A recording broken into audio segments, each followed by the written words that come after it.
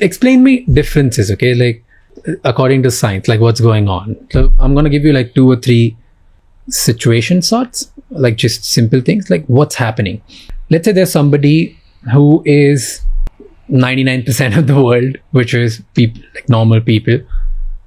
They get up, they think about a deadline, and they're thinking about, okay, if I don't do this, then I'm going to lose this opportunity. I'm going to do this and that, and they're emotionally charged about it. They're operating out of fear. Versus somebody who is operating out of gratefulness and be like, there's an opportunity. I want to do it. And I'll do it because there's so much abundance and I want to create my new reality and all the things that you're teaching. What happens when somebody feels like deadline, I'm going to get finished, versus somebody who feels abundance and gratefulness and great future? In their body, in their mind, in their brain, what is the difference? Yeah, it's really simple. It's back to that same principle. The person who sees it as a deadline is perceiving reality through the lens of their past, through the emotion that they're experiencing. And the person who's seeing the possibility in a state of gratitude is feeling the emotion of the event before it's happened. But what's happening in the brain? Like what's happening in the body if I think and operate from past? Well, so the person who's operating from the past is usually trying to predict the future based on the past, and they're working pretty much off a part of the brain called the default mode network. The default mode network is the brain's predictor. Like you say, okay, I've had these experiences, I've done these things, it's never going to change because I know it's going to be just like my past. And you don't do that consciously. You kind of do that unconsciously because the default mode network is always try to lay down a known, try to predict the next moment. And it's just like if I tossed you a ball, the default mode network would be like your body just, predicting where the ball is going to go, and it just kind of grabs it. It's that automatic, right? So the brain is naturally trying to predict the future based on the past. The challenge with that is it consumes an enormous amount of energy in the brain. Like almost all the energy in the brain. It takes a lot to shut that thing off. Our data shows that in 7 days, you can shut that part of the brain off. And if you're not predicting the future, you're in the present moment. And when you're in the present moment, you're way more creative, you're way more poised, you're way more spontaneous, the brain is more integrated. And what we discovered is those people that do it, and it's the majority of the people, when they open their eyes after the meditation's over, with their eyes open, that default mode network is still shut off in their brain. So they're still present as if they're meditating, but they're not they're not meditating with their eyes closed. That place is when the brain really begins to reboot itself. And that's when you get creative ideas. That's when you trust yourself. That's when you're excited and, enthusiastic and full of energy about what you're seeing. What you're seeing makes sense to you. You believe in it on some level.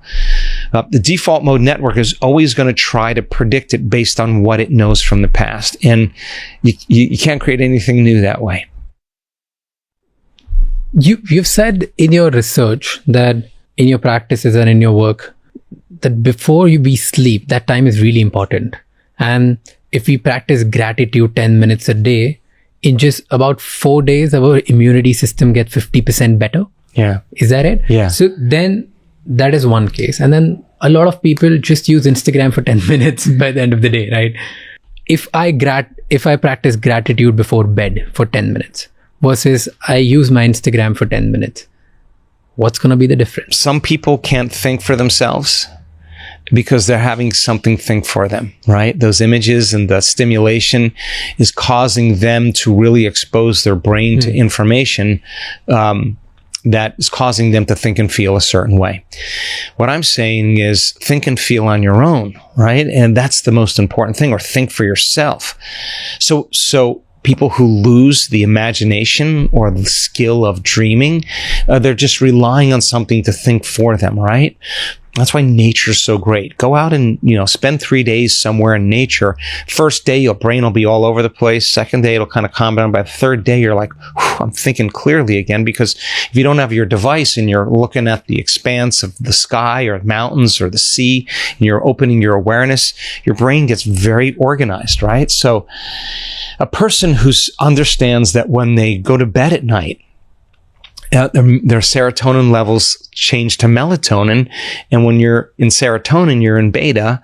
When you're in melatonin, you start dropping into alpha, theta, and delta. And that's when the door opens. So what do you want to drop in there?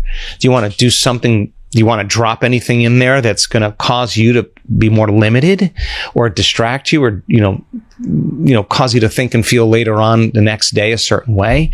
Or do you say, by volition, I'm going to teach my body emotionally what my future feels like. I'm going to keep bringing up this feeling of gratitude because I know that gratitude strengthens my immune system by 50%. And if I'm having a problem with a chronic health condition or, an immune mediated condition, this would be loving to me. So I'm going to go for 10 or 15 minutes just feeling gratitude or thinking about all the things I'm grateful for. And then I'm going to think about all the things I'll be grateful for when they happen. I'm just going to let myself go. I'm just going to play. I'm just going to let myself go. I promise you, though, a person who does that after a period of time is going to feel very differently than when they spend 10 minutes watching Instagram, right? Not that I have an opinion on it. I just know that it's very seductive and it could cause people to become very dependent on it. That's, again, like if you understand the science between slowing your brain waves down and what you want to program in there, if you're serious about a better life, you would run through a list of things that were really important to you and remember to think that way, remember to feel that way, remember to behave that way the next day, or even better, how did I do today? How was my day? When did I react? When did I lose my patience? When did I get frustrated? When did I move out of balance? Did I blame the person or circumstance? Was I greater than that? Okay, another day, another lifetime, another chance. My mother used to say, new day, right? Another day. How am I going to be if I had the same circumstance in my life, right? What's a better way for Raj to be or Joe to be the next day? Let me remind myself that I could be that way tomorrow. I promise you, if you're sincere, just for 2-3 weeks of doing that, you'll naturally surprise yourself. Like, wow, I really didn't react to that person. Wow, I noticed that I was way more calm. I noticed that the person that normally pushes my buttons, I didn't feel that. And that's one of the crazy things that happens from our community. They return back into their life. One of the common things people say is, but I return back into my life and people say, what happened to you? Like, what did you do? Like, are you on a new drug? Are you taking a new medication? Did you get a face thing? What, you got a secret you're not telling me? You look different, right? Because they are different, right? That's the joy of change, right?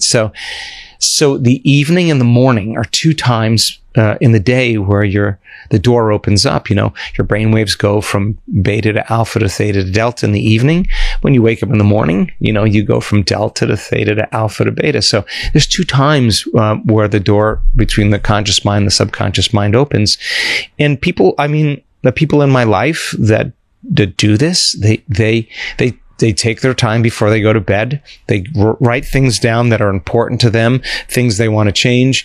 They don't want to watch TV or get on their device. They really want to invest in themselves, right? And they're serious about it. And as a side effect, the opportunities, the coincidences, the synchronicities, the serendipities, somehow are coming to them. It's not like they're going and having to get it. Like somehow it's kind of coming to them. That's all you need. That's all you need to believe that you're the creator of your life, right? And why is that important? Because you're going to want to do it again. You're going to be like, and that's why our community does the work, because they don't want the magic to end. They don't want to jinx it. They're like, it's too good. I'm not going to miss my meditation because too many wonderful things are happening in my life. That those synchronicities, those opportunities are telling you you are in fact the creator of your life. That's the side effect.